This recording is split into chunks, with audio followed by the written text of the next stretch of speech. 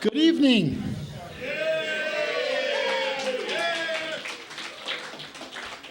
My name is Terry Cannon. I'm the executive director of the Baseball Reliquary, and I want to thank everybody for coming out tonight to the Reliquary's All-Star Baseball Comedy Benefit. And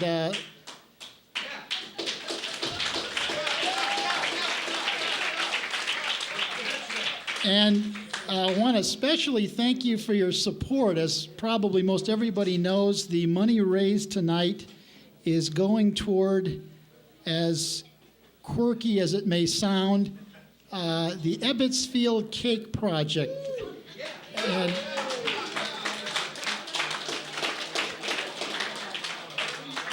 And just to assure you that this is all on the up and up, the cake is in progress, and we've got photos out there of the wooden infrastructure. And this week, the cake artist, William Robert Steele, is going to start applying the icing.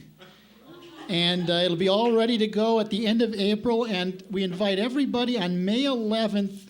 We're going to have the dedication ceremony for the cake, which will be at the Jackie Robinson Center in Pasadena on North Fair Oaks Avenue. And it'll be from 2 to 5 p.m. We're going to have a number of guest speakers there, and it's going to be quite an event. So make sure to mark May the 11th on your calendar. I wanted to acknowledge two people tonight who are instrumental in helping pull this thing together. Really, without their efforts, this wouldn't be happening. And maybe they can stand. The first is Chris Epting, who is a baseball historian. Chris, I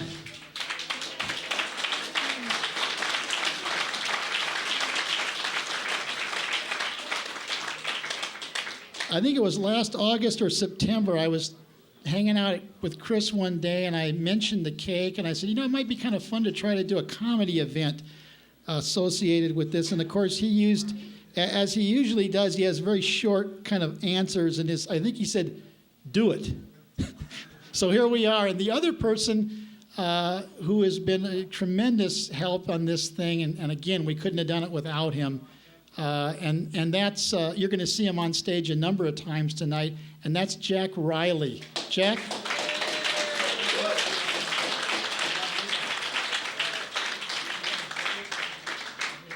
Now, the superlative roster of performers that we have here tonight really were put together by Jack and Chris. And this lineup is so superlative that, well, I'll tell you how superlative it is. How superlative is it? Some of you out there know that occasionally I do a performance as the baseball pope. Now, many of you may think Bud Selig is the baseball pope, but he isn't. I am the baseball pope. But and I actually come out in the full Pope's regalia, and I do a thing called the Sermon on the Mound. And actually, I was so intimidated by this lineup tonight that I just flat out chickened out. And I realize these guys tonight and girl are in the major leagues, and I'm like down in the low A ball. But just to prove to you that I'm not pulling your leg, because a lot of people think I occasionally pull people's legs, and the Reliquary does, although realize the Reliquary's motto is, truth is a many-faceted gem. I did bring along tonight one accoutrement which Mary, my wife, worked on this summer. Mary, where are you there? And believe me when I tell you she bled for this.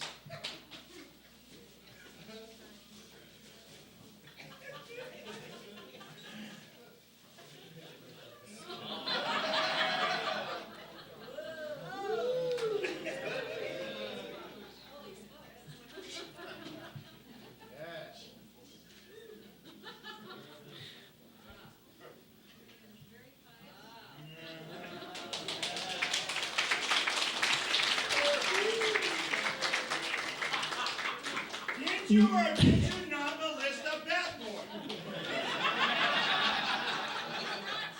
I figured there no. You better be just glad I'm not sitting out in the audience with this on my head tonight. This is the ecclesiastical equivalent to those big posts at Old Tiger Stadium that people used to sit behind and their view was obstructed. And Thom Sharp will be up here in a minute and he'll tell you about those posts, I'm sure. He grew up in Detroit and remembers those. So, let's get on with the show. I had my own introduction for Gary Owens, but something was written out here that's a little better than what I had. So our master of ceremonies for tonight is someone we all remember as the announcer with his hand to his ear for 6 years on NBC's Laugh-In. He's been a radio staple with his popular show in Los Angeles on KMPC. He's appeared in over 30 feature films and recently was inducted into the Broadcast Hall of Fame along with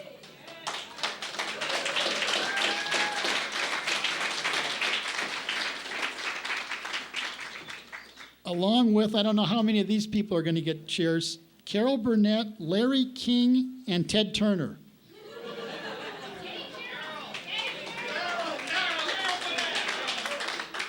Anyway, the Reliquary is very honored to have him as our master of ceremonies tonight, and he's really, for many of us in this room, I think he's one of America's real cultural icons. So it's my pleasure to bring to the stage Mr. Gary Owens.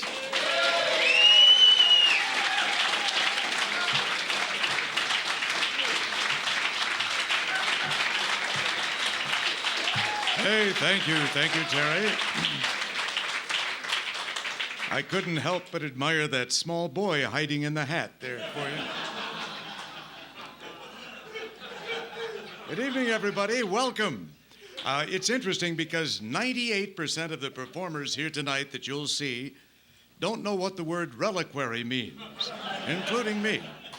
But it's wonderful, and of course, I made a few notes, my apologies, but the cake that's going to be a replica of Ebbets Field is really magnificent. I've seen the pictures.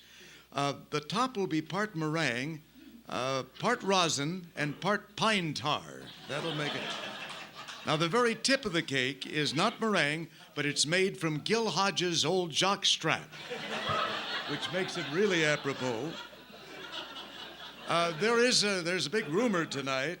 Ruben Rivera is going to marry Winona Ryder, and we predict that the child they breed will steal more bases than ever before.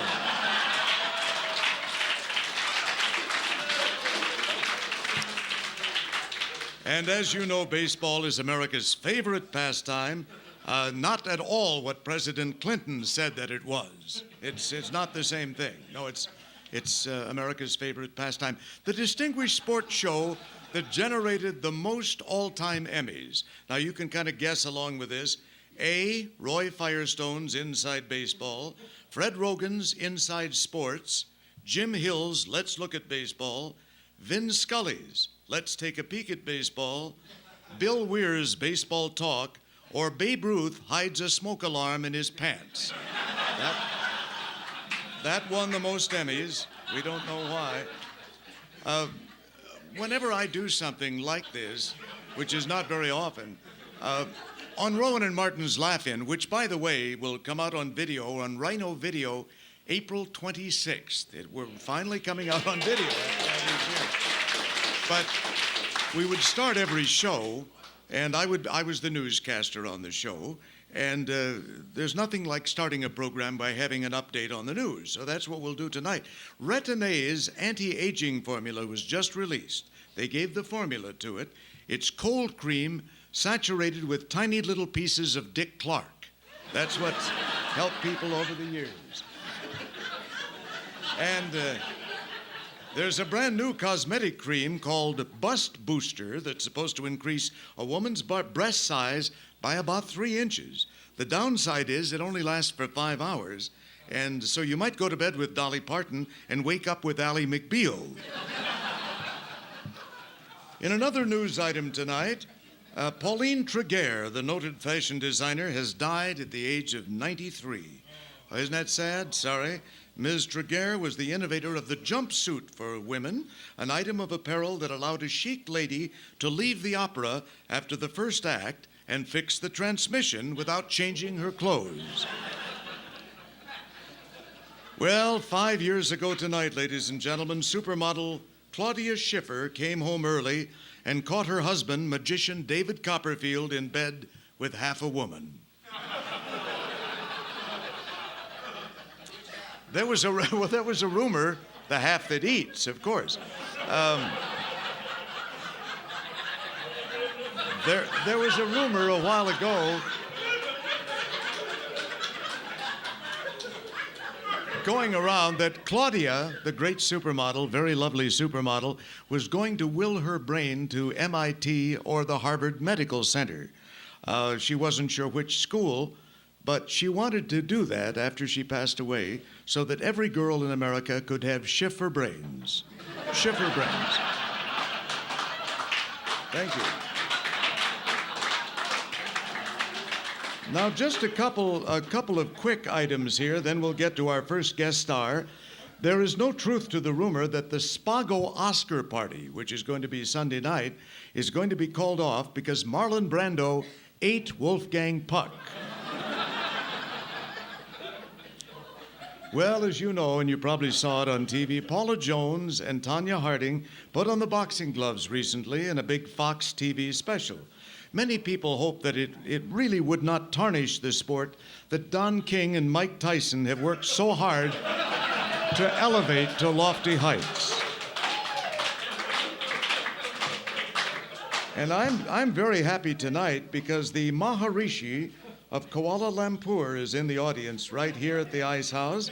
And he loves baseball, mainly because, being Dodger fans, his brother was part of the sport for many years, played for the Dodgers. You remember his best brother, Pee Wee Harishi, the Maharishi's brother. Thank you.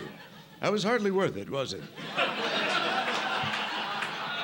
It's a joke that I bought from Jack Lord and Randolph Scott many years ago. Well, gang, it's our first guest tonight on our Baseball Reliquary is a man who's been a lifelong Detroit Tigers fan, a stand-up comedian who's wonderful, who became a star voiceover actor, is contractually obliged, by the way, to appear on every commercial ever made. He's an actor. You saw him in Body Heat and, of course, as Tim Allen's brother on Home Improvement. He's got 2 great new movies coming out, Hernia Thieves and Zipper Madness, and we're looking for those. Ladies and gentlemen, our good pal, Mr. Thom Sharp. Come up here. Thank you. I'm also in that movie from the Balkans called Dude, Where's My Slobodan? And that's coming out. You know, look at that uniform, Detroit Tiger uniform back there. I'm married into a family of wolves. They have no sense of sports. And I bought Charlie Maxwell's 1958 road uniform a couple years ago from a dealer in Detroit. And I was sitting at dinner with my in-laws, and my mother-in-law said, what size is Charlie Maxwell? And I said, you know, I don't know what size he is. And she said, well, how do you know the uniform's going to fit? I said, well, I'm not going to wear it, Helen, you know. And she was also a little confused about Denny McLain. She couldn't remember if Denny McLain had won 31 games or had been to prison 31 times. And in prison, bending over to pick up the rosin bag takes on a whole new meaning. So you don't want that. So. But this is great. This is great. The Baseball Reliquary. This is it's a fine charitable thing that we're doing tonight. I'm sure we've all given money to the 9/11 Fund, Firefighters, Widows and Orphans Fund, American Cancer Society, Diabetes Association, and now money to a fund to build a non-edible cake in the shape of Ebbets Field. it completes the circle for me. Yeah. And what a cake it will be. I think we're seeing out this thing out in the front out there. And you know what they say? If you bake it, they will come. And it's a beautiful. And the founder, Terry Cannon, I'm telling you, his parents and relatives, they got to be so darn proud of him, you know? You know, when classmates became doctors and lawyers, he said, no, I want to build a non-edible cake in the shape of Ebbets Field. And that's a proud moment. And his uncle, Tanous, on his deathbed said, Terry, my dying wish is that you build a non-edible cake in the shape of Ebbets Field. And stay out of my sock drawer, you bastard, you're stealing from me. So, you know, there are a lot of comparisons can be made between the Baseball Hall of Fame in Cooperstown and, of course, you know, the Reliquary. He's coming back to take back my seat. Oh, just coming in? He just coming in? I hate starting over. I got Charlie Maxwell's uniform, 1958 road uniform, and my mother-in-law didn't understand it. Okay. Now, the Baseball Reliquary is a fine thing, and really often compared to the Hall of Fame in Cooperstown. And some very similar exhibits, different players. For instance, the Hall of Fame in Cooperstown has Babe Ruth's 1927 uniform that he wore, the bat he used to hit the 60th home run, the bat he used to hit number 714. The Reliquary has a half-chewed Babe Ruth cigar and a picture of the Bambino with a hooker. And so there's quite a similarity there. The Hall of Fame in Cooperstown has Ted Williams' glove that he used, the bat that he used when he hit 406 in 1941, the ball, his last hit, a home run at Fenway Park, 1960, and the Reliquary has a Ted Williams bedpan from a recent hospital stay. So they're pretty darn happy with that. The Hall of Fame, of course, has the ball that Wade Boggs' 3,000th hit, you know. The Reliquary has Wade Boggs' 3,000th condom, and that was just one road trip. So, you know, so that's good. The Hall of Fame in Cooperstown has Joe DiMaggio's bat from late in the 56-game streak, glove that he used in 7 World Series. The Reliquary is, well, they're trying to get a Mr. Coffee maker. So it all completes the cycle for me. But I'm telling you, once this non-edible cake in the shape of Ebbets Field is built, they're not going to stop there. They are not going to stop there. They're going to get other exhibits. I'm going to read from their mission statement. They will continue in their pursuit of what they call fostering an appreciation of the historical development of baseball and its interaction with American culture. To that end, they are negotiating to get Tommy Lasorda's left testicle.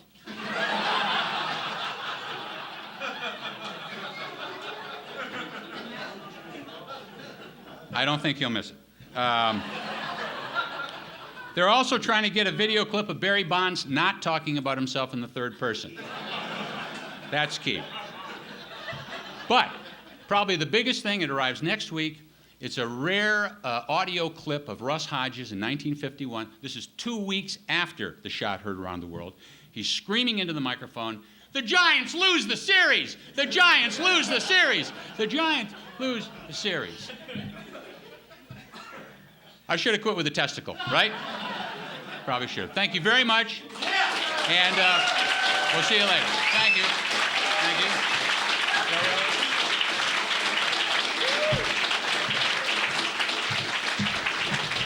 Thom Sharp, ladies and gentlemen. You know, when Thom was just a little kid in Detroit, his parents took him to a shopping mall, and then they went home. And he was the only little kid in Detroit raised by security guards. Worked fine. Thank you very much, Thom. Our next guest is a great major league player. 20 years in the bigs, 8 different teams, including the Angels and the Dodgers. I first met him when he was with the California Angels. We both worked for Gene Autry for a number of wonderful years. Please welcome one of baseball's greatest pranksters and great players and storytellers. Ladies and gentlemen, the great J. Johnstone.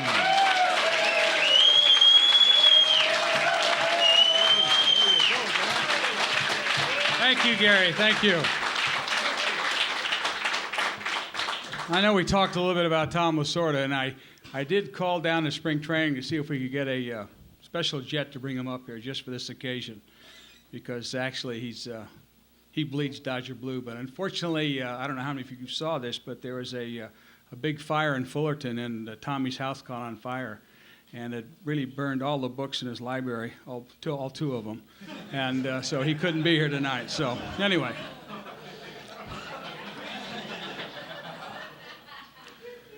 Actually, probably most of you remember him very, very much from that ultra slim fast diet that he went on when he lost all that weight.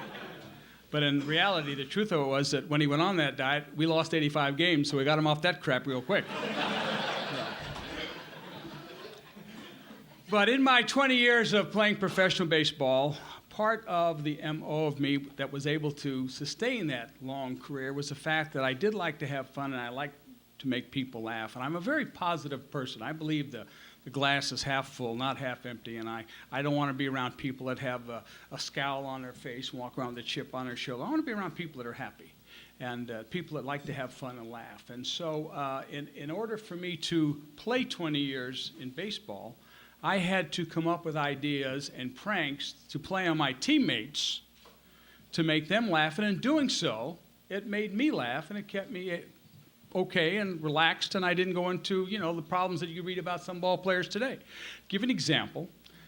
When we go to spring training every year, they have all the players take a complete physical. You have to have a complete physical, and rightly so, because the management wants to know if you're physically sound to play the 162 ball games plus the 30 in spring training, never mind if you get to the playoffs and World Series. And you as a player, you want to be able to make sure that you are physically sound to be able to sustain those 200 plus games throughout the course of a year.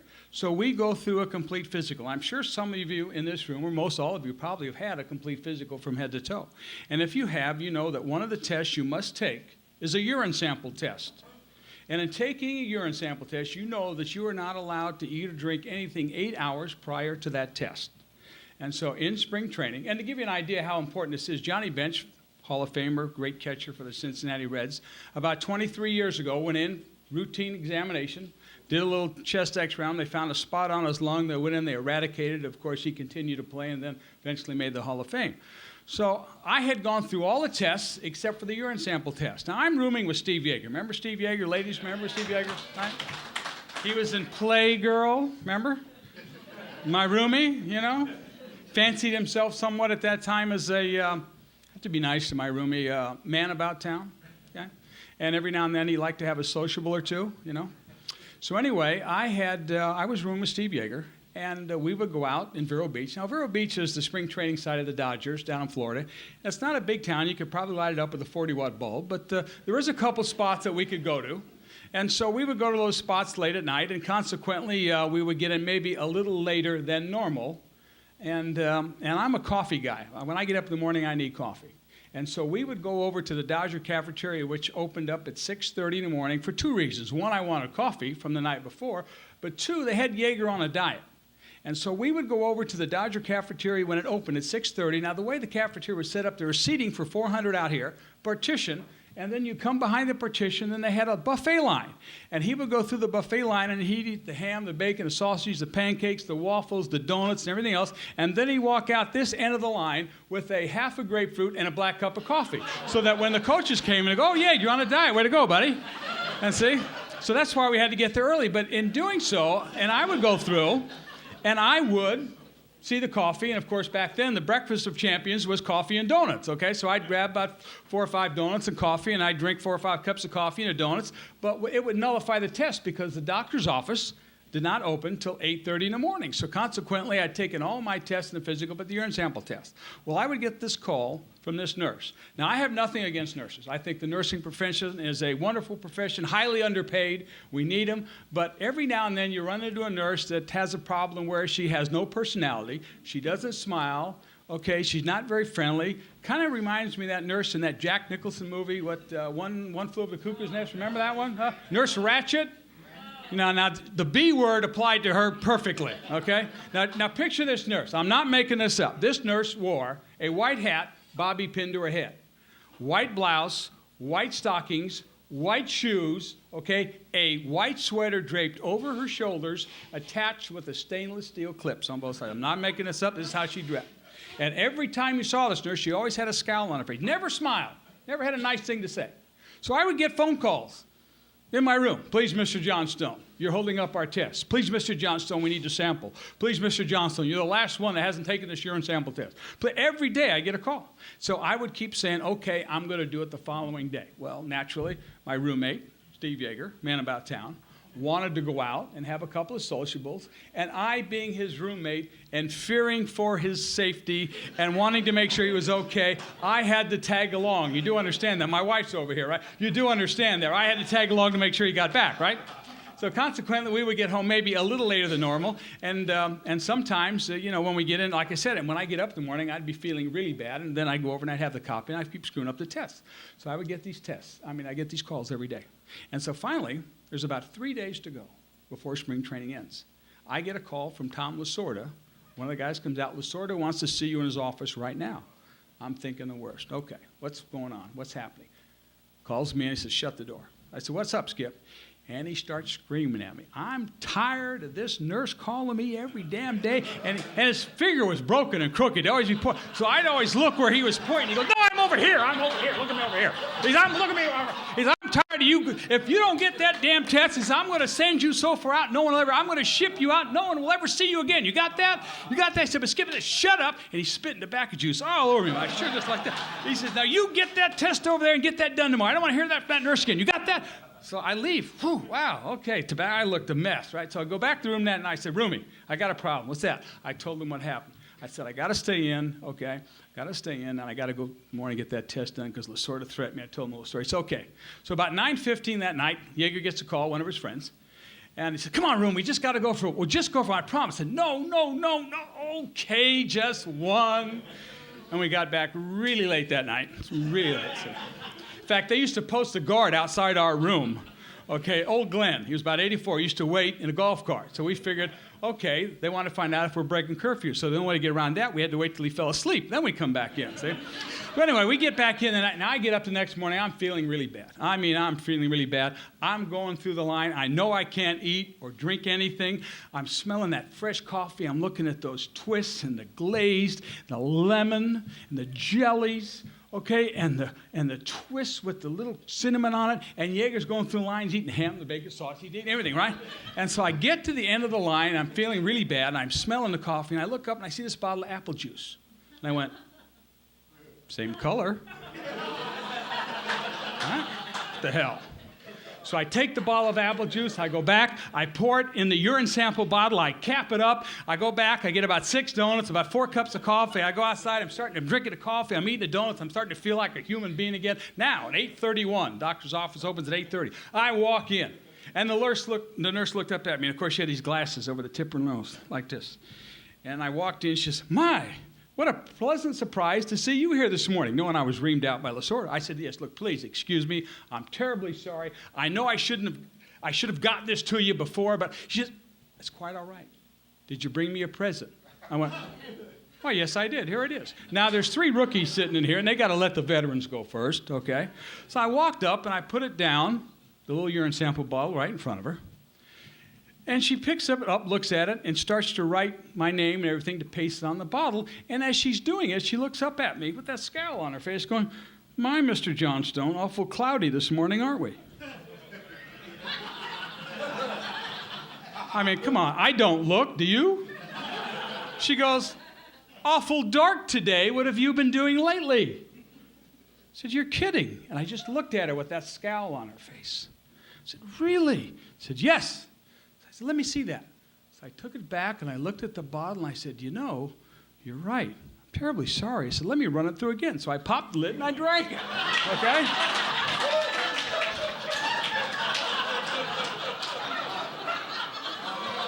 Well, I don't have to tell you she freaked out.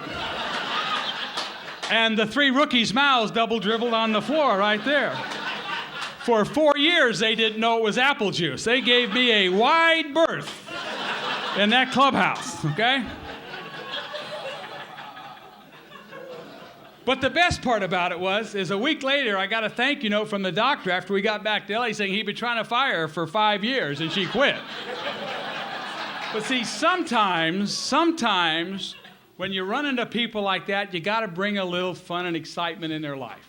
And that's the whole thing about how I was able to play 20 years in baseball, the fact that I was able to go out there and make people laugh and I had to play with guys like Sachs, you know. I mean, here's a guy that got on a bus one day and said, hey, Skip, what are you reading? The Wall Street Journal. Let me see the sports page. Oh, well, no problem. Then we're in San Francisco.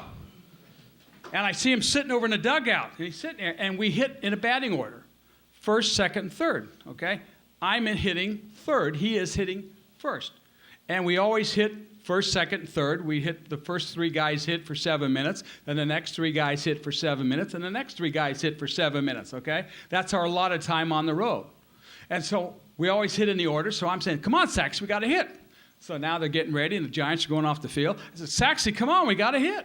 And he's still sitting in the dugout. So I ran over there. I said, Saxy, what's the matter? What's the matter? He says, well, I'm worried about my brother. I said, you're worried about your brother? What's the matter with your brother? He said, well, my brother Dave's wife's having a baby. So what? Well, I'm worried. I want to know if it's a boy or a girl. Well, Saxy, I'm sure they'll call and tell you. They'll tell you what it is. No, I'm really concerned. I want to know if it's a boy or a girl. Why do you want to know if it's a boy or a girl? Well, I want to find out if I'm going to be an aunt or an uncle when it's born. It's a true story.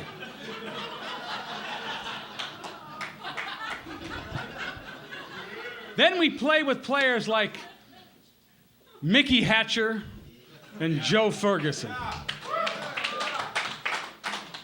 Tough game against the Cubs. Hatcher's playing third. Ferguson catching. Royce on the mound. There's a Quinella right there.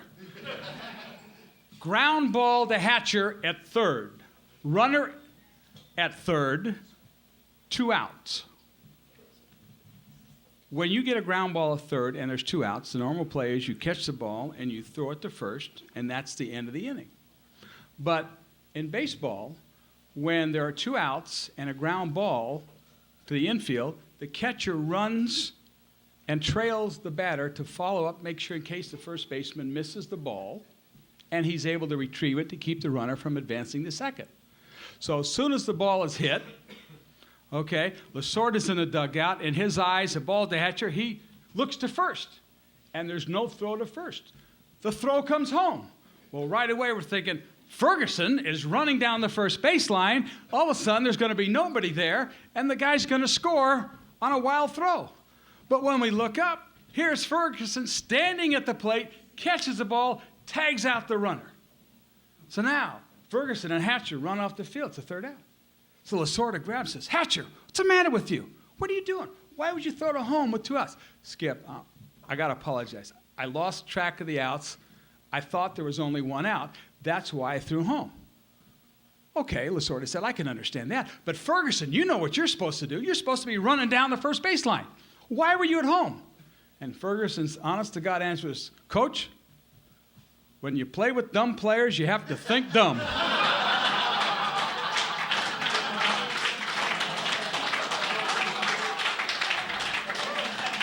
Yep. Now you know why we won all those pennants way back then. Anyway, it's always a pleasure to come here and be on a stage. There have been so many people. Thank you all very much.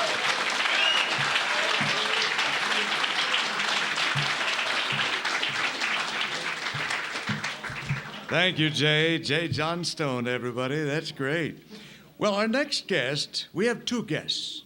You'll recognize them immediately. The man who played the antisocial Elliot Carlin on the Bob Newhart Show, who was one of the stars also of Attack of the Killer Tomatoes. Remember that great movie?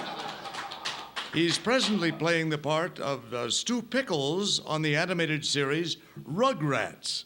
And appearing with him tonight will be an actor and a comedian whom you've seen as Detective Dietrich on Barney Miller, the great series.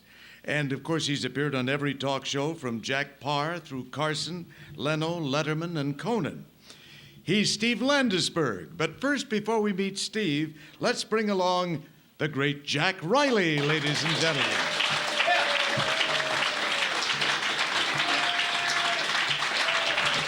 Hello. This is the smallest club I ever played. Except one. Lesbians for Chippendales. You remember that was a lot smaller, small place. Excuse me a minute, I want to make a call.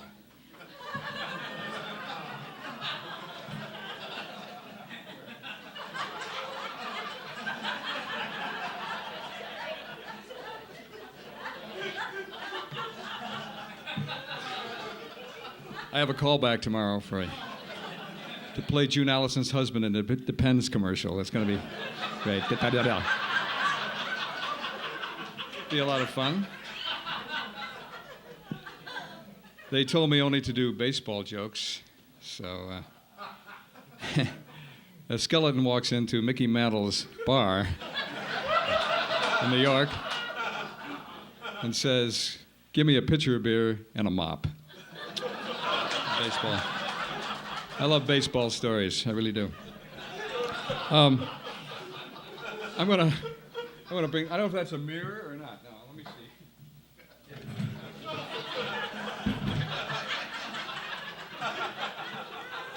see.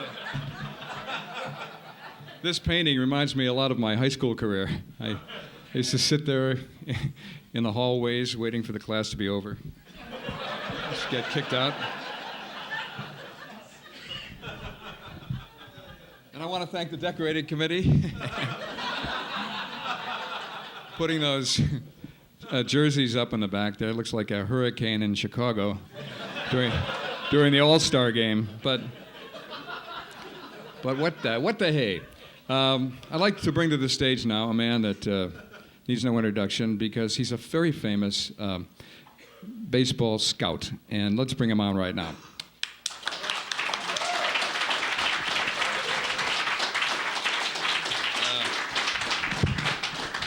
Thank you. No, thank you. Thank you. I didn't catch your name. I didn't give it. Bubba. Bubba. Yeah. Bubba. Bubbly Harper. Yeah. Yeah. You're a good-looking boy. Did you ever play ball? I did, actually. Yeah. In fact, I played with Ronnie Schell's team, and up until a couple Is years Ronnie ago. Schell here? Not yet, but he's coming, they say. That's what you think. Yeah. This is a beautiful ballpark. Yeah. Yeah, it is. Yeah. It's got a short porch. That's true. Pitchers get pissed off in a park like this. I know that everybody... They don't enjoy it at all because, you just a little bit, it's gone. Yeah, I know. I Ball know just now gone. everybody's talking about the new players that are coming in. Now, you're a baseball scout. Where do you go to find new players? Norway. Norway. I thought... I found some of the greatest ball players in the history of baseball in Norway. Really? Yes. Like who? Ichiro.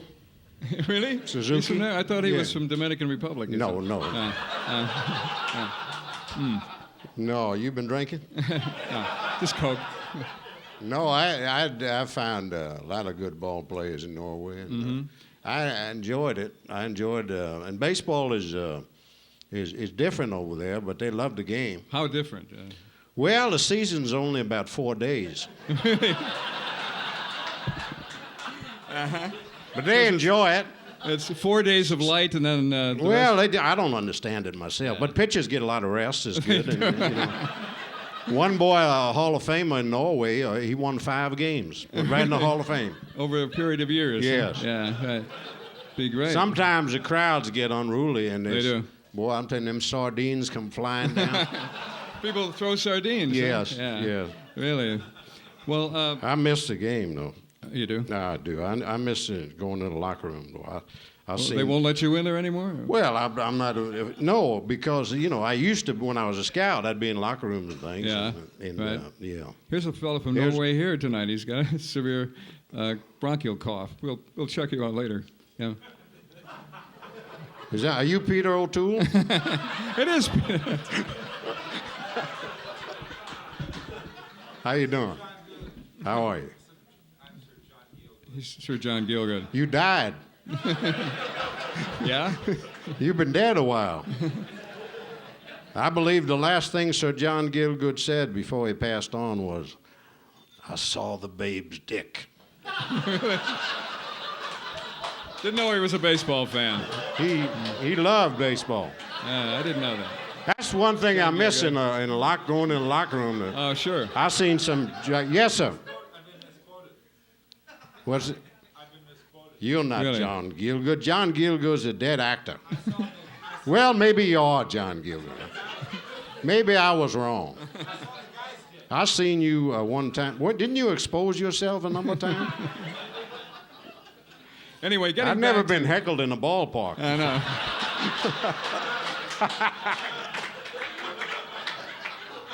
We had a boy back in Norway, never made the major leagues. Used to Yeah. had a, I say in the locker room, had a that size penis. Really? And used to bat. Yeah. Didn't use a bat, used his penis. Is that right? Hit 422. Really? And then he died. What did he die? of? Fastball killed him. Oh, fastball killer. Yeah. Yeah. Right on the tip of his penis. It keeled over. That's almost. It was too, a horrible thing. It's almost too painful to Oh, contemplate. I couldn't yeah. even look at it. Yeah. And this all. This all happened. I in can't. Norway. Sometimes I wake up in the middle of the night screaming about it. Sven, God, look out, Sven! Sven, huh? Oh, I'm telling you, it was Did he ever use pine tar? Was that the? well, that's a, I don't think so. Anyway, Yes. getting back to Norway. Now, in Norway, do they have any promotions? Like here in. How the hell do I know? Because you spent a lot of time over there. Well, it's been a long time. They have certain. I think I read somewhere. They have snow night, I believe. or Snow something. night. Yes. Yeah. Where I came from, Cleveland, Ohio, things were so bad during the 50s and 60s that they used to have ticket stub night. That was all we had. Did they really? Yeah, they did. Just a conversational piece. Yeah. I thought I'd throw in there. You're a fascinating I conversation. am, yeah. And You're I a dress, good-looking man I too. dress well. Yeah. So, I love the game of baseball. who's the most famous player that ever came from Norway? Well, besides Ichiro, Yeah. Barry Bonds. Barry Bonds. Yeah. He was playing the Norwegian Little League when I first saw him. I didn't know that. Yeah. So many baseball players Oh, God knows. come from Sweden or Denmark? Finland? Finland? Yeah. Finland was somebody you might know. Right. Satchel Paige. Oh, he's from Finland. Yeah. I didn't know that. He's Finnish. Yeah. It's an untapped reservoir of talent there. Well, you certainly have tapped it. Now you say you probably don't know this now. what? See, I'm a good straight man. I say what? You think I have an answer? I have no idea. No, go on. What were you going to ask me? I was just asking you. You said that you. You know anything about baseball? Yeah. Just Yeah. test me. Go ahead. I'd rather not. 4 and 5. 4 and 5. Yeah. I don't know what that is. 45. Oh, 4. It's addition. Okay. It's addition. I wanted to throw you It's off 9. a little bit. It's 9. Yeah. That's how many players on the Yeah. team. No, I know you know baseball. Yeah. Yeah. Okay. Well, listen, Bubba. Thanks a lot for dropping. Well, in. it's been a good day. I enjoyed talking to you. Well, thanks a lot. Yeah, I'd like to buy you a drink sometime. Okay. Good. Maybe we could go visit a locker room together. That'd be beautiful. Bubba Lee Harris, ladies and gentlemen.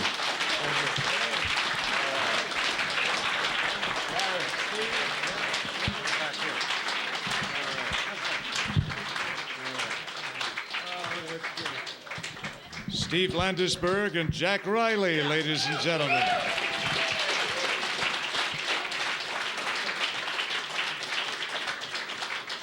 For 30 years, I narrated the Dodgers Celebrity Game, which was a game played before the Dodgers would have their regular opponents out there.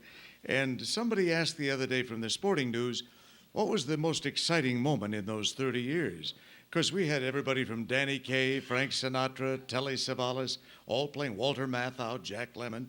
I think the moment that was most exciting for me, the Dodgers had hired 2 new players for the outfield, Ronald and Donald Pesner, who were Siamese twins.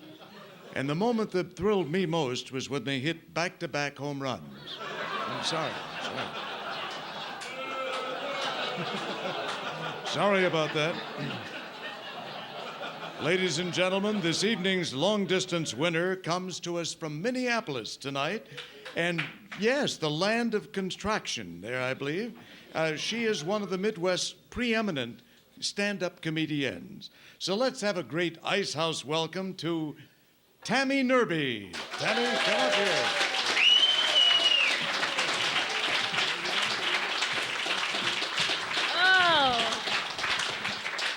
Oh, I'm so excited to be in California, the land of the beautiful people. And I'm from Minnesota, the land of the big, fat, white people. Yeah.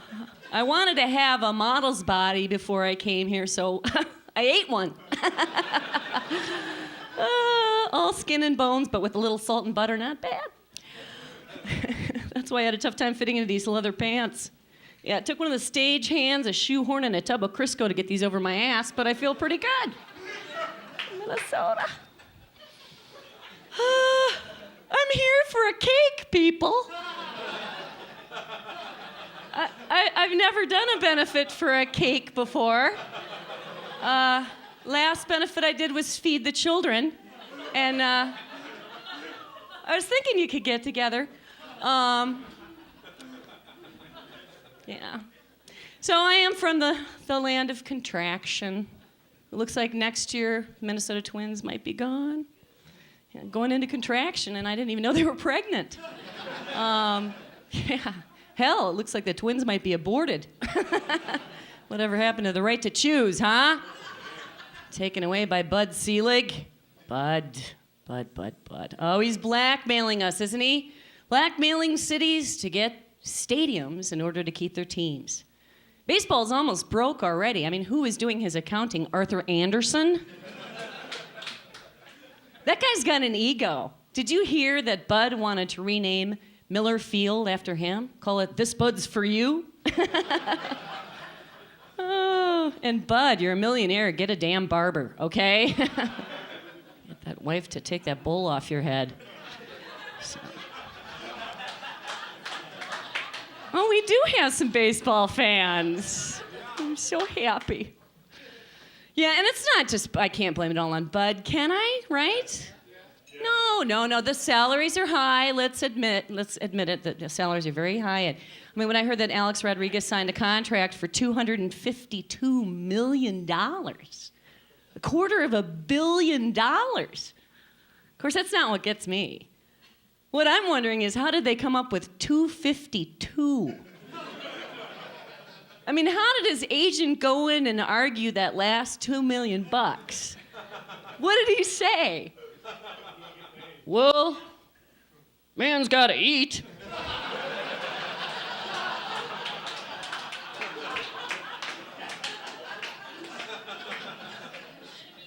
He's getting a cost of living increase with that, too. A-Rod, that is the cost of living. Yeah. And you know what I wish he would do? He could buy the Twins. Help us. So anyway, I've been the reason I was asked to come out here is I've been an avid baseball fan since I was 10 years old. My dad was a big baseball pitcher in Wisconsin. He did. He was a barnstormer, seriously. And he taught me all about baseball. And after I went to my first game, I knew what sports was all about. It was big, hard butts and tight pants. I'm a woman. Forget the stats. I'm here for the glutes, all right? And of course, that's why I know that golf is not a sport.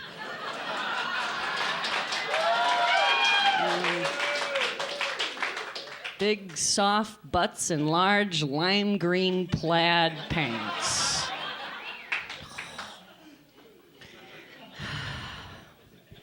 I do have a favorite position in baseball. I can't help it. I love pitchers. One of my favorite pitchers, of course, is Randy Johnson. Yeah. But what a nickname. The Big Unit? Little connotation there. And Randy, I don't care how big your unit is, you are butt ugly, okay? Whew. Do you think he has a separate locker room from the guys? He's so tall. Does he have to stand on a mound? Come on. You know, I was a big baseball groupie in the 80s. I dated a relief pitcher. I did. I don't talk about it very much because it really pisses off his wife. And, oh, I'm just kidding. She didn't know a thing. I miss that guy. He gave me the best seats in the ballpark. Jeez. Home plate. Yeah, we've got a hometown hero that's in trouble ourselves right now. You've heard of Kirby Puckett? Yeah. He's our big hero. He's going through a divorce right now himself because his wife is accusing him of fooling around, you know. Like, gives a new meeting to our announcers call. Touch 'em all, Kirby Puckett. Of course, they say when one sense goes, the others get stronger. Oh, don't boo me. He won't see me do that joke.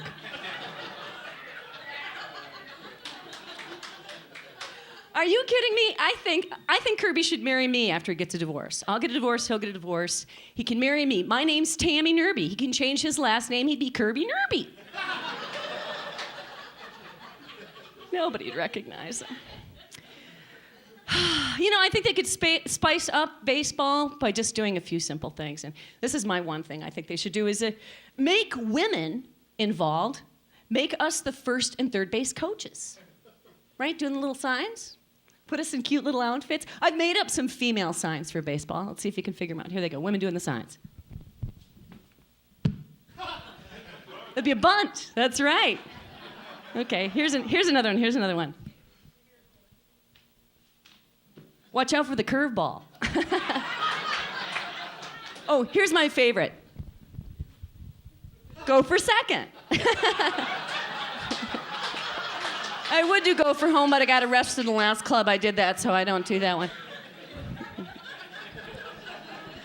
Oh, you're sick people, and I love that. Well, before I go, I do want to make a donation to the Baseball Reliquary. This is actually from a game that I was at. In 1987, August, I was at the famous Joe Niekro game. Yeah? I was... And so I want to donate this. Joe gave this to me as collateral for a manicure I gave him in 87.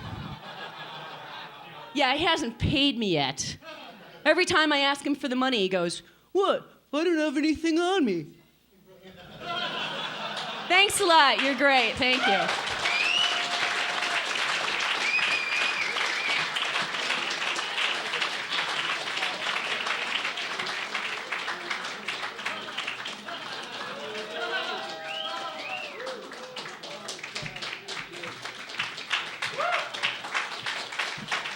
Tammy Nerby. Wonderful. Great. That's marvelous. Well, ladies and gentlemen, our next guest has starred in two recent comedy films that they've already become classics. Waiting for Guffman and The Best of Show. And of course, he's currently appearing in Maybe It's Me, a critically acclaimed TV series, as a regular member of Jay Leno's cast of off-the-wall characters. You love this guy, and so do we. Let's welcome Fred Willard, ladies and gentlemen.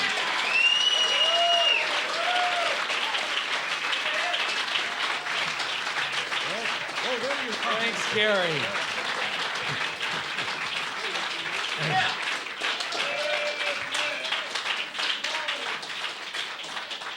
And I noticed how you stumbled over acclaimed, critically acclaimed. And it was critically. My only regret as a baseball fan, I never actually saw Ebbets Field when it was in use. But last summer, I was in New York, I went down to see, it's now a housing project. And I wanted to go in and look around. There was a gate that said residents only, but it was unlocked. And I walked in, and there was a courtyard, and I kind of lined up where I thought maybe home plate might have been. And I thought back of all the great players that have stood there, Campanella and Duke Snyder. And it was kind of a downtime in my life. I was depressed about something. Then I thought, Jackie Robinson broke in here. Here's a man who overcame great obstacles to succeed. And I know it's corny, but I thought maybe his spirit, if I could talk to him, might imbue me with some pep and cheer me up. And suddenly, I swear I heard a voice. And it grew louder, and I said, it's not my imagination. And he was saying, excuse me, can I help you? And I said, I'm just looking around. Are you a resident here? I said, no, I'm just taking pictures. It was a security guard. And he said, well, you ain't supposed to be here, unless you're a resident. And I realized a lot of times we end up in places we're not supposed to be, which reminded me of one incident in my life. I get to play in a lot of charity softball games and celebrity baseball games. I was never on a soap opera, but I have a friend who was on Days of Our Lives. And he called me one day and he said, Fred, would you like to play on our team? We've been challenged by the Actors Studio. And I said, gee, I'd love to. So you're familiar with the Actors Studio. It's unusual because Marlon Brando went there and James Dean and Montgomery Clift. So we got out to the field and they were all with dark glasses and black turtleneck sweaters. Even if they didn't smoke, they had cigarettes dangling from the lips. They were saying, what is baseball to me? I had no childhood, no home. But the soap opera stars are different. They're up and they're peppy. And, they have names like Sky and Skipper. And when they play, they don't wear hats because they got great hair. But Rod Steiger came over. He was coaching the Actors Studio. And he said, what we'd like to do is do away with all rules and just play the way we feel. If we want to run. And we said, no, the fans are here. Let's play 9 innings, 3 outs, three strikes. So the coach of the soap opera team said, I have an idea. Let's have a rehearsal. And I said, no, it's a practice. He said, oh, Fred, you're a baseball expert. Come on, what'll we do? I said, well, you got a few minutes. Let's line just the infielders up. We'll hit them some grounders, but set up some situations. Is Jay still here? Because that's what you do, right? Set up some game situations. He said, okay, Snapper, you're my third baseman. I'm going to hit you a grounder. Now, it's late in the game. There's a runner on second, 1 out. You're married, but you're having an affair with the first baseman's wife.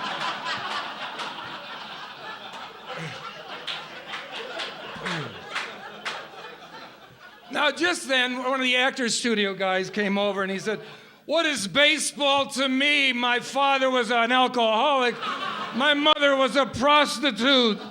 And I said, yeah, but we're trying to start the game. And Rod Steiger's, did you hear what he's telling you? This is a terrible, terrible, terrible thing. Well, now, the soap opera stars are starting to wonder, should we even be playing with the world and the earth and the condition it's in today? Let me tell you something about actors. Actors, when they're starting out, they're worried about one thing. That's getting established. Once they're established, everything they worry about. The big business is ruining our environment. There are Indian treaties being broken as we speak. There are children in South America who are playing soccer without the proper insurance.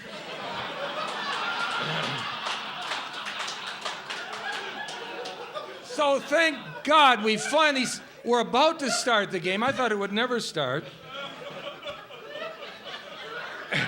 And a limousine pulled up, and it was Tony Orlando. He had volunteered to open the game with the national anthem, which everyone applauded, He claims he forgot the words, so he had to start the game with tie a yellow ribbon around the old oak tree.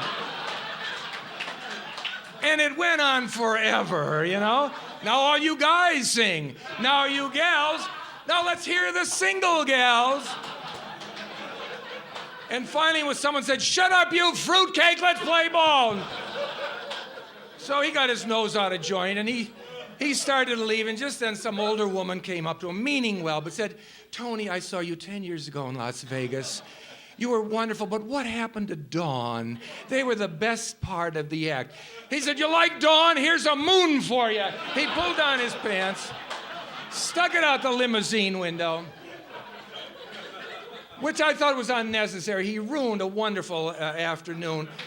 And it was for a good cause. It was to raise money to provide acting lessons to the homeless. Because the philosophy was, if you feed a homeless person, he eats for one day. But if you can give him a good dramatic background, 8x10 glossies and theatrical representation, he'll be gainfully unemployed like the rest of us. So, but I never did get to Ebbets Field, so I'm looking forward to seeing this cake. Thank you.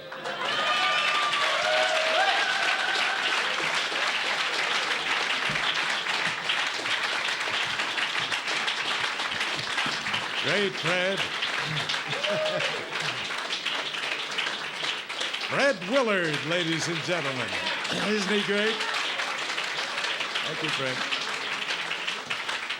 Our next performer has appeared at comedy clubs throughout the United States and Canada, where he's opened for Jackie Mason and Frankie Valli. He grew up in Philadelphia, where he was a big fan of Richie Ashburn and Richie Allen. So let's welcome still another great Richie, ladies and gentlemen, Richie Cantor. All right. Thank you. Come on. What an honor for your host and all these great entertainers you've seen here in the spirit of baseball. One time. Boo. It feels good. Boo. Hey, I came out of my mother's womb in Philadelphia. Boo. My father would hold me up, baby. Go boo, boo. Today, I've got the power. I can boo pregnant women who haven't given birth on Mother's Day. It's a thrill, I tell you. Now, but this is a thrill being here. Baseball has meant so much to my life. I think of some of the great moments. It was 1978, 70. Jay would remember. I was in Shea Stadium. It's a Phillies-Mets game. And the Mets were terrible. I mean, they were so bad, I think I could have played if I wanted to. But the big thrill was I got a ball. And the special thing was I only had to fight off a priest. Bake McBride, the right fielder for the Phillies. You remember him, Jay? Where'd he go? He's gone. Oh, geez. Do you know what I had last year? I don't know if you remember. San Diego Padres. I saw the Phillies. The Padres beat them 11-0. The amazing thing was the Padres had two future Hall of Famers in their 40s. Tony Gwynn, Ricky Henderson. I'm sitting there. It doesn't feel like a ballpark. It's like a museum where the wax figures actually get up and they move around. But the one thrill I'll never forget, it was 1961, Connie Mack Stadium, Friday night, Pittsburgh Pirate Phillies. A drunk is yelling out these black insanities at Roberto Clemente, and he's turning colors till finally he just snaps and he goes, "Here's your racial slurs right here. Here's a racial slur right here."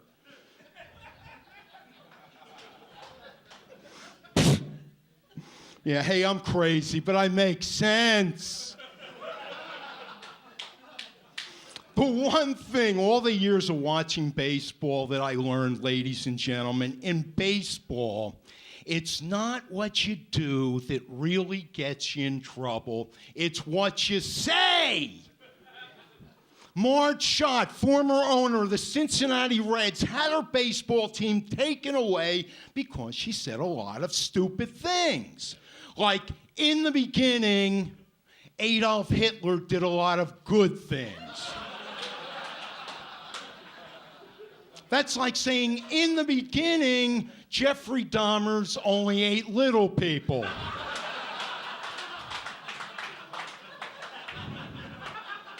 Now I'll show you an example. Ruben Rivera, $1 million player for the New York Yankees. They just cut him. Stole the glove and bat out of Derek Jeter's locker. He's ostracized. He may never play on a baseball team in the United States again. But he didn't say anything.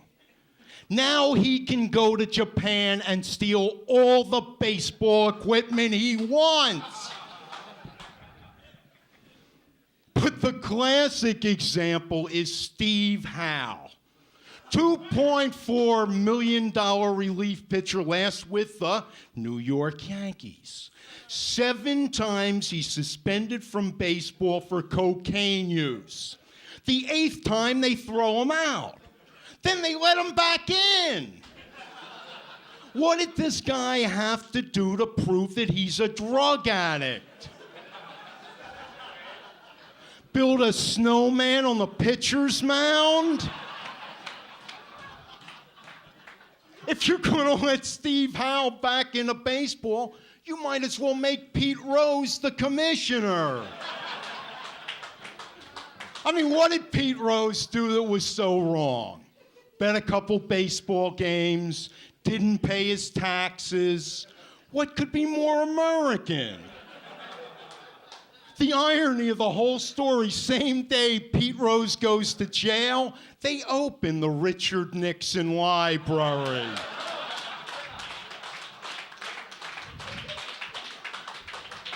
Now they got Bud Selig, the commissioner. I think it's BS for short. The tricks he's been pulling, I'm surprised baseball didn't turn around, give Pete Rose the library, and make Richard Nixon the commissioner.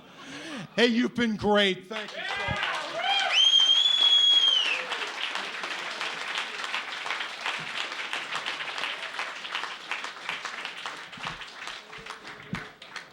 Richie Cantor, ladies and gentlemen. Great job. Great.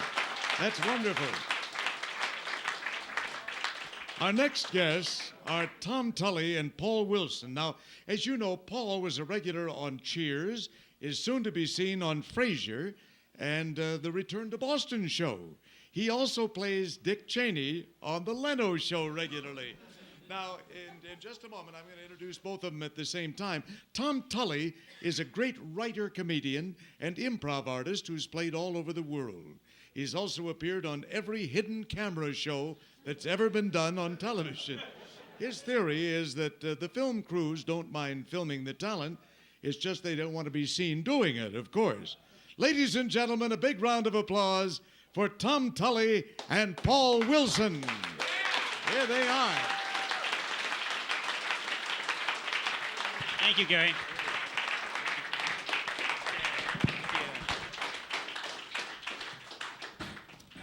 And we're back. Hello, I'm Tom Bien, and we're down here at 88.95 FM. We're the little radio station that can. We're down by the Santa Monica Airport, so if we ever lose transmission, it's only because the plane is either taking off or landing.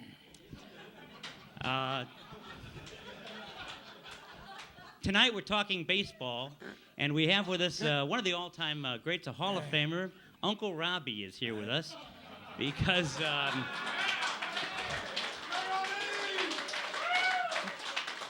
Uncle Robbie, who managed in Ebbets Field longer than anyone else from 1914 to 1931. And what have you been doing these days, Well, Robbie? I've been dead. Yeah. And living in Florida since I died. Okay. How's that working out for you? Great. Wonderful place. I live in Foggy Beach. Uh-huh. Yeah. Well, now, I understand they're making a cake that's a replica of Ebbets Field. Mm-hmm. What do you think about that? A cake replica of Ebbets Field. I'm a pie man myself. Oh, you are?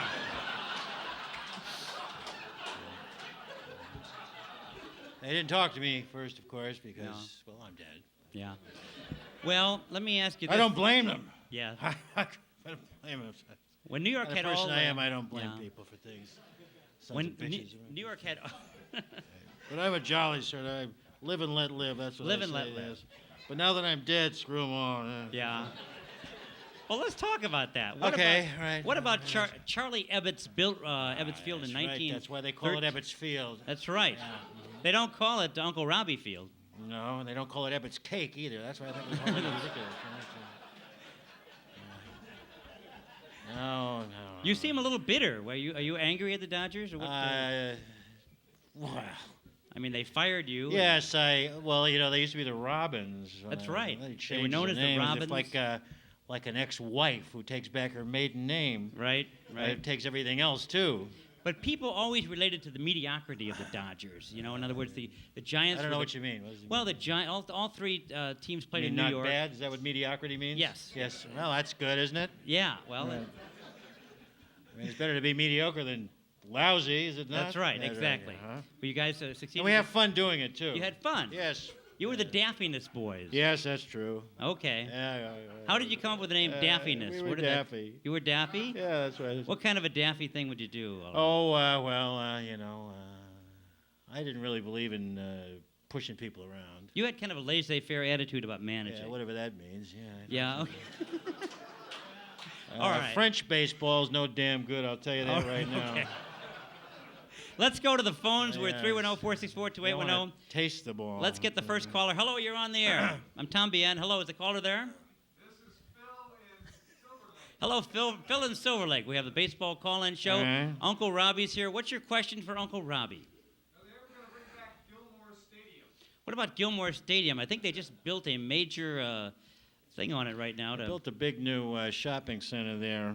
Yeah, it's But over I by the I farmer's market. understand that it's got a really, really long left field, a little bit like Polo Grounds. Yeah. Or was it right field? See, I've been dead for so long now. These things get hazy. They do really get. All right, no, I think no on the Gilmore Field question. Yeah, right. No, that would be a no.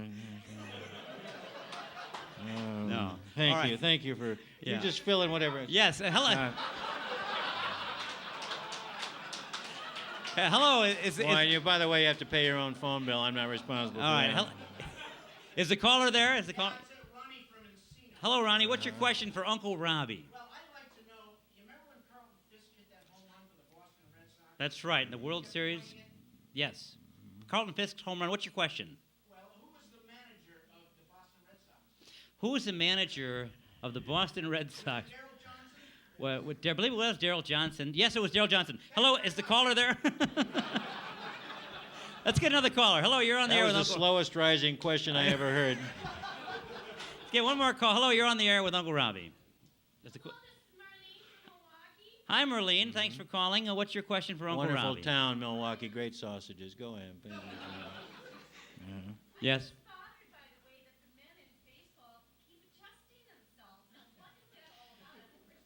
Did men adjust themselves You the can same actually, way? if you're not careful, you can cut yourself in two, and that's a really. Yeah. I want to do that. I don't even think the wives are in favor of that. Yeah. Honestly. All right, one more call. Hello, you're on the air with Tom Biana. Is it called? Daniel from Santa Monica? Daniel from Santa Monica. What's your question for Uncle Robbie? Still a Dodger fan. What's wrong with me? He's still a Dodger fan, even though he's wearing Well, a I'm giant not hat. a doctor, but say ah. Thank you. Good night.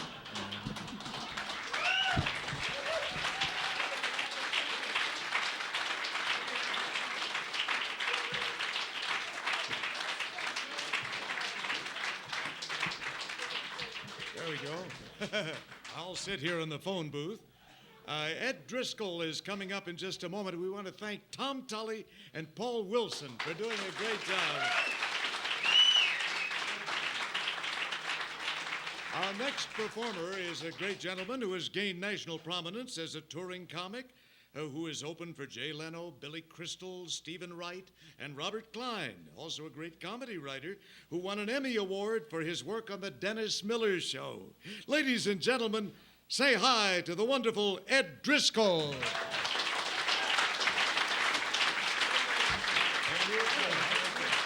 Hi, thanks.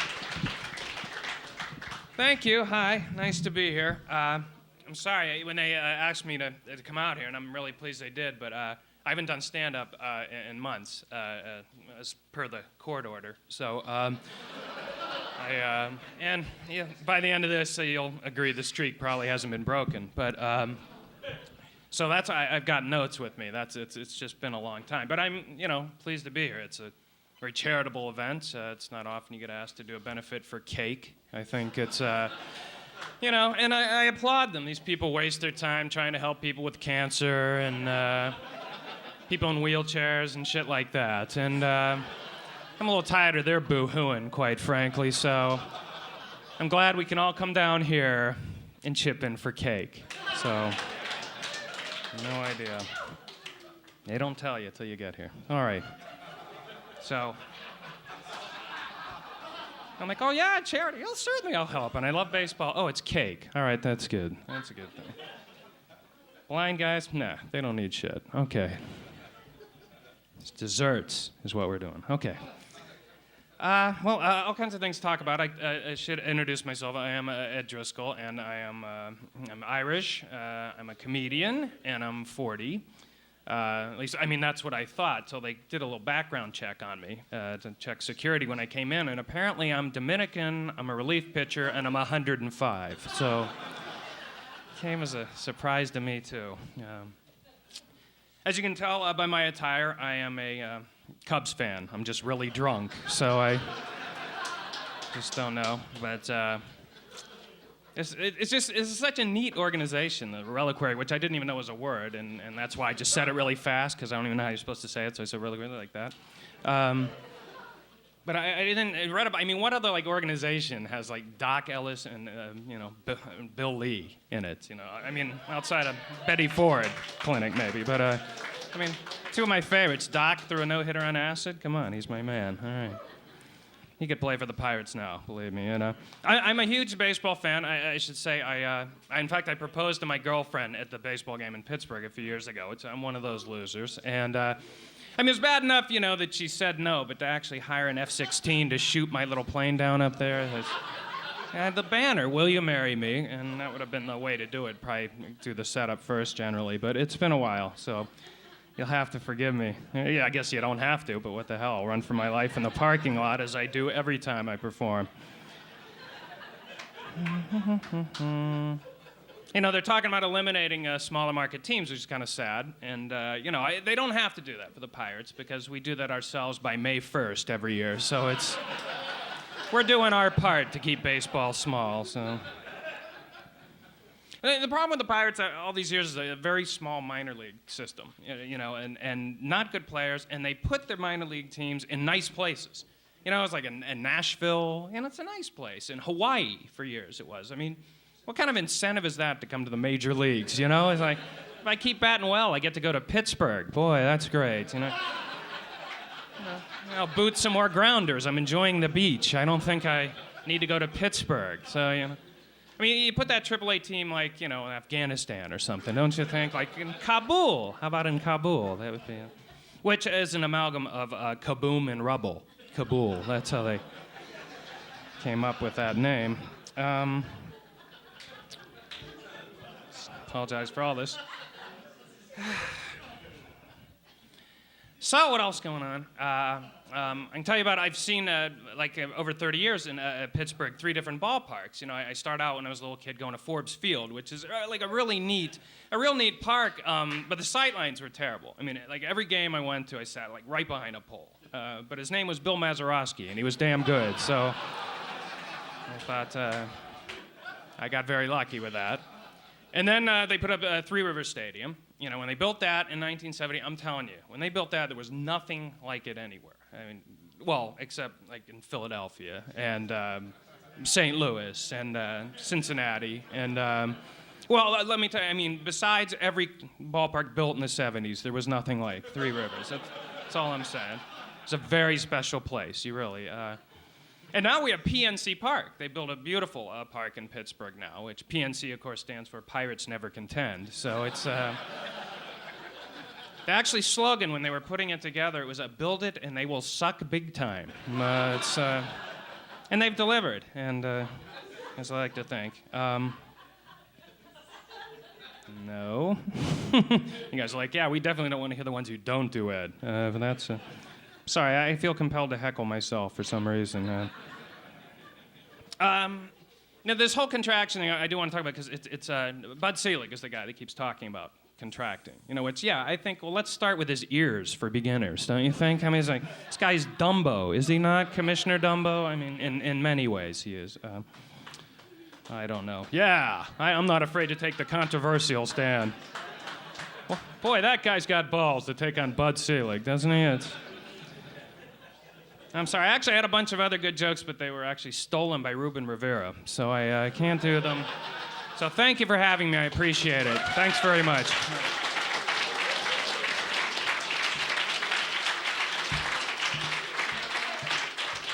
Ed Driscoll, ladies and gentlemen. Very funny, Ed. From Pittsburgh, of course. I still have an 8x10 glossy of Ralph Kiner looking at a nudist magazine on a newsstand when I was a kid. Our next guest, appearing with Jack Riley right now, is the honorary mayor of Encino, California. I'm the honorary sheriff. Melissa Manchester is the honorary singer for our city. John Goodman and Phil Hartman were also part of our coterie there. And, of course, he's a wonderful gentleman. I first saw him in San Francisco at the Hungry Eye, where he was wowing the audiences there. He played Duke on the Gomer Pyle show. And, of course, you see him frequently. Ronnie Schell, who will be here with Jack Riley. Ronnie? I look great. Doesn't he look great? Yes, I do. Thank you, folks. It's such a pleasure for me to... Hi, Tom. Pleasure for me to take time out of my heavy schedule of eating and breathing.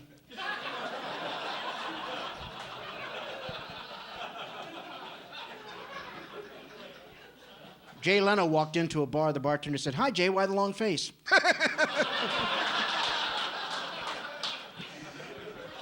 I just use one or two lines to sort of get a feeling of the audience and how they're going to be. So in conclusion... No, actually, I am thrilled to drive all the way here from Encino, where I live. Wonderful city. Well, actually, I live in Los Angeles, city of 4 million people, 1,600 English speaking. And I happen to live in part of that, which is Encino. Anybody here from Encino tonight? Could I get a lift home, Gary? Encino is a wonderful city, 60% Jewish, 40% Spanish help. Gets a big laugh in Encino, okay?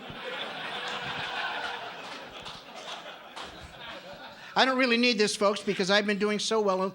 Show business has been so good to me. I'm doing so well, I now have a home on both coasts, one in Tijuana, one in Newark. And I actually was born and raised in San Francisco. Anybody here from San Francisco? Can I get a lift home? San Francisco, a wonderful city west of here where a man of modest means can live like a queen. Not to put down any gay people. If there's any gay people here tonight, I have nothing against gay people. Actually, I was born in Oakland. Anybody here from Oakland tonight? I was born and raised in Oakland. It's where I got my lifelong nickname, Honky Motherfucker.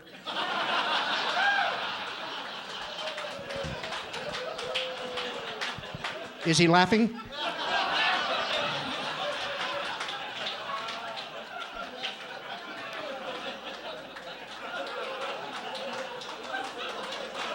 Right on, brother.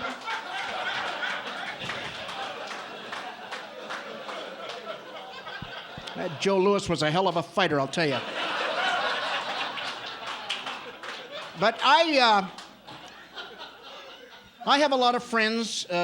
Seriously, if there's any gay people here tonight, I don't mean to offend anyone, because I have a lot of friends who are gay. I have a cousin who is gay, lives in San Francisco. He's a midget. No, seriously, he's a gay midget. In fact, recently, after 27 years, he decided to come out of the cupboard. And, but, you know, they're the same as us. They just do it differently. In fact, they have the same problems. There's been a lot of crime in the gay section of San Francisco recently. There's been a rash of drive-by slappings.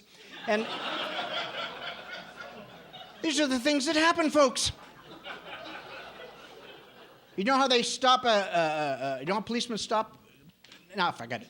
Anyway, I had a couple of drinks tonight, and I don't usually drink. I don't know where the hell I am.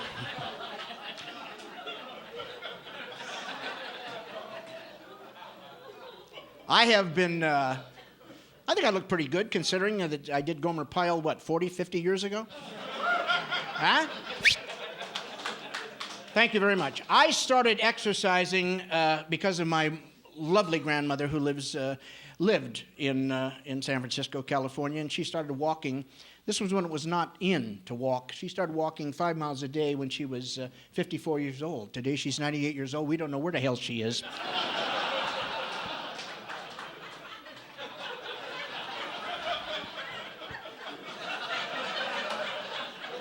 But I, drunker than hell.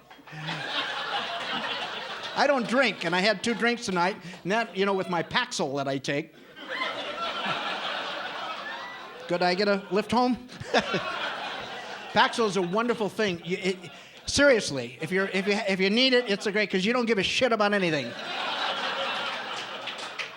I swear to God, it's wonderful. I've been on it 5 years. It saved my life. But,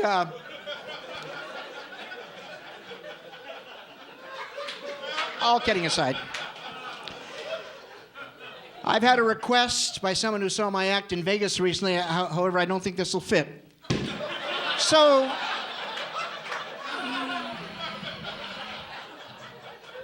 I've seen some wonderful comics here tonight, and I think they've got great material. If you'd like to hear it again, I'll be opening in Vegas at Harrah's June 4th. Jack, why don't you come up here? I think I've warmed them up for you. Jack Riley, ladies and gentlemen.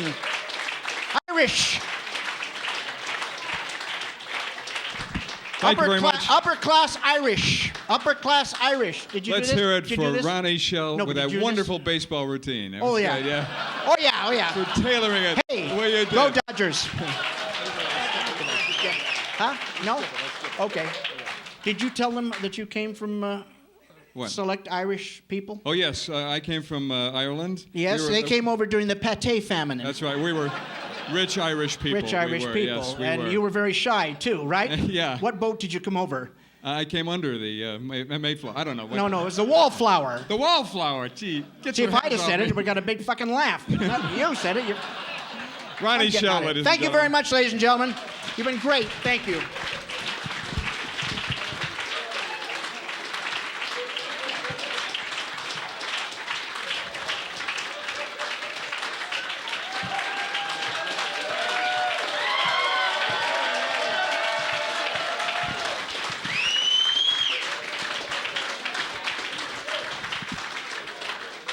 Ronnie and I, as I mentioned earlier, thank you, Ronnie Schell and Jack Riley. Ronnie was still single when I met him in San Francisco. It's the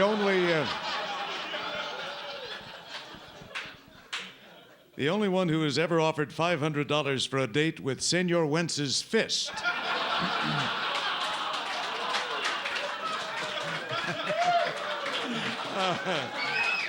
Next up, gang, we have a wonderful, brilliant writer and performer who's been seen on The Sopranos, Just Shoot Me, Curb Your Enthusiasm, Mad About You, and Conan O'Brien.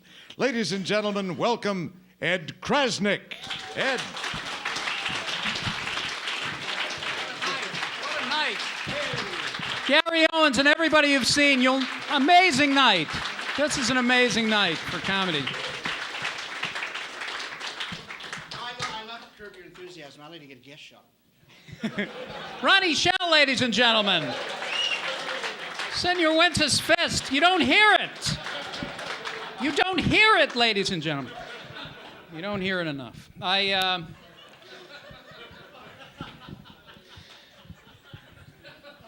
This is a quick impression. This is Lou Gehrig as a Jew. Lou Gehrig as a Jew. Today, I have a pain in my chest that is repeating on me. It will not stop. When I tell you, this is a pain that will not stop. It's like a throbbing in my chest. When I tell you, that is repeating on me. I cannot explain my echo. No. All right. I'm a Boston Red Sox fan, and of course, being a Red Sox fan, I am excited, of course, only to be let down in a few months. But I'm excited about some of their new promotions out of Fenway Park. Their Elizabeth Kubler-Ross night. I'm extremely. Yeah, apparently the first 500 fans will be brought through the 5 stages of death and dying during the game. Anger, denial, bargaining, acceptance, and when are we going to win a goddamn World Series would be the stages that I'm talking about. This is a story. I'm going to tell you a story now about baseball and the first time I ever saw my father cry. And it is 1978. And the Red Sox in August were 15 and a half games up on the Yankees.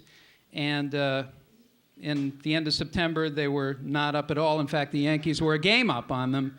And they lost. Many people don't remember this. The Yankees lost a game at the end of the year so that they would be in a tie.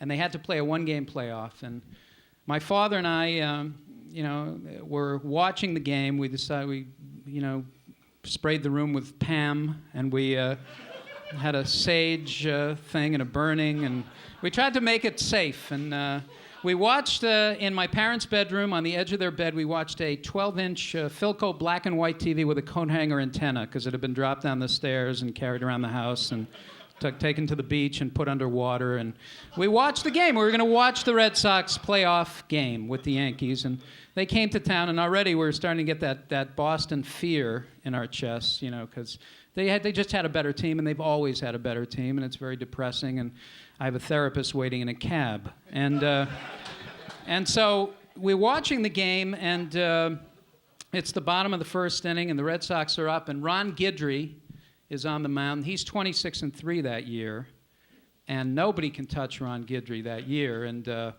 Carl Yastrzemski, my father's idol and hero, except for Ted Williams, I guess, before him. Carl Yastrzemski comes up, and Ron Gehrig has got him 0-2, and it looks like lights out with Yastrzemski. And all of a sudden, Yastrzemski, holding that bat high, hits a ball way back into the right field stands, and he hits a home run. And Yastrzemski starts to round the bases. And I look over at my father, and my father is crying. And I said, "Dad, are you okay? Why are you crying?" And he said, "Ed, because I'm trapped in a marriage I don't understand."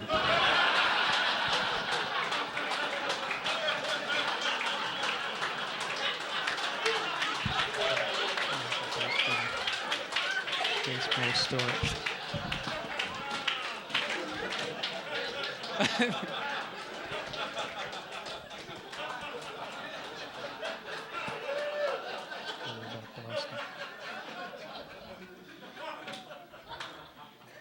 No.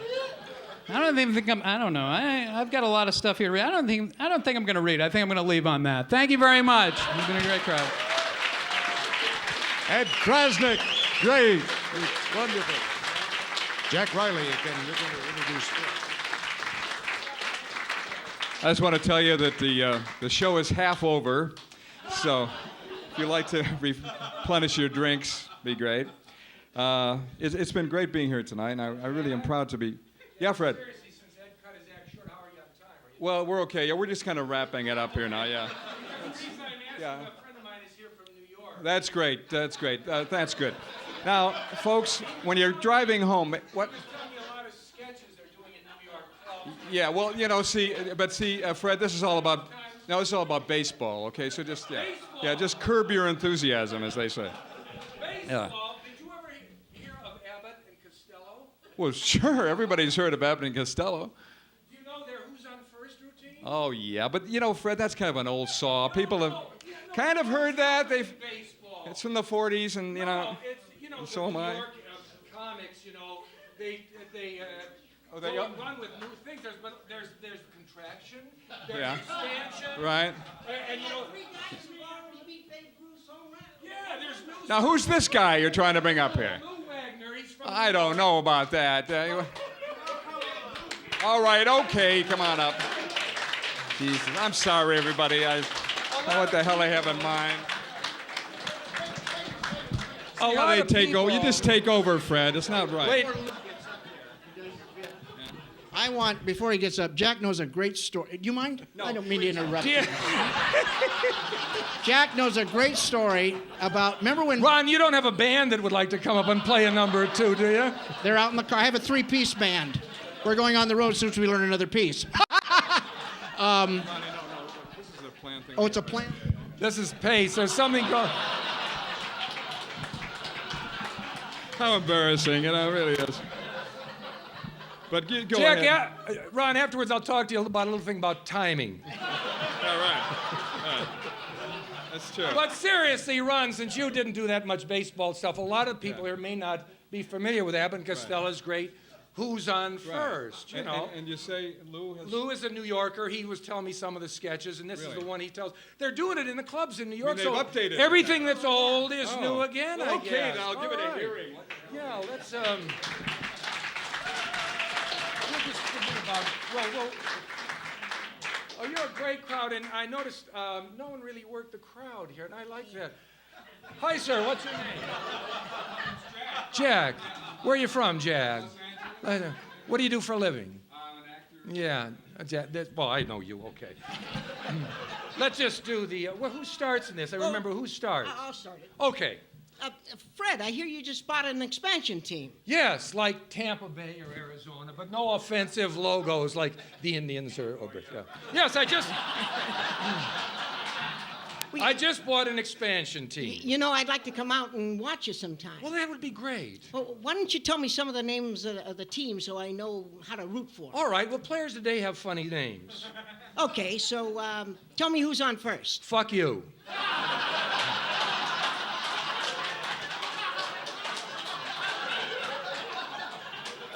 What?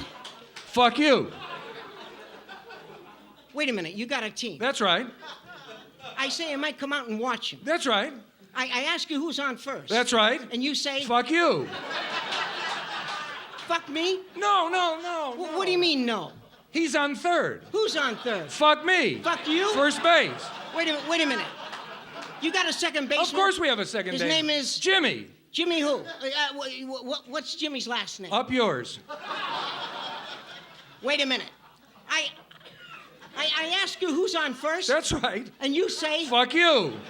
Fuck me. Third base. Yeah, and second base? Up yours. Yeah, well, kiss my ass. What did you say? I said kiss my ass. Hey, wait a minute. That's the team chaplain. Wait. We haven't gotten to the outfield yet. Never mind the outfield. Fred Willard, Lou Wagner, ladies and gentlemen. I guess he didn't like it. Fuck him. Well, fuck okay. you. Fuck you. Fred Willard doing a rave off. Lou Wagner. Back to you, Gehrig. Let's bring the whole cast up here tonight, ladies and gentlemen. What a wonderful evening this is. Everybody. What a group of talented people saluting the Baseball Reliquary. Here they are. Terry, come on up here now. Terry Cannon. Everybody. That's wonderful. What an evening. Salute to baseball, yes. Hello. Where's Terry? Terry, come on up here. Yes. Oh, Terry, yeah. There you go, Terry. Hey, shall we do this again next year? Cake and ice cream in the outer room. Well, thanks to everybody for coming out, and make sure that May 11th, the cake will be dedicated. Jackie Robinson Center in Pasadena. Thanks again. Drive safely. All right. Excellent.